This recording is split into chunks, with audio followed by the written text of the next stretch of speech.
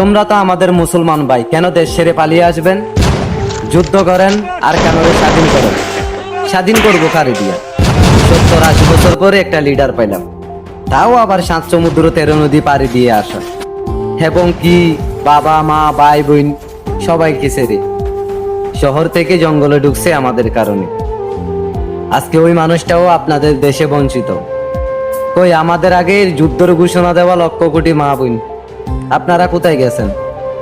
ছোটবেলা থেকে বাংলাদেশের মাটিতে বড় হইলাম, কোনোদিন তো কোনো কদির ক্ষেত্রে এমনটা দেখি নাই যে অবৈধ হওয়ার কারণে বছরের পর বছর জেলখানাতে বঞ্চিত হয়ে থাকা লাগবে।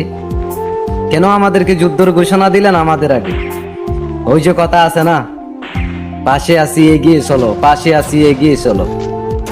এই কথাটা বলার মতো মানুষ লক্ষ কোটি পাওয়া যায়, কিন্তু ঘাটটা ধরে এগিয়ে নিয়ে যাওয়ার মতো মানুষ একটাও খুঁজে পাওয়া যায় না।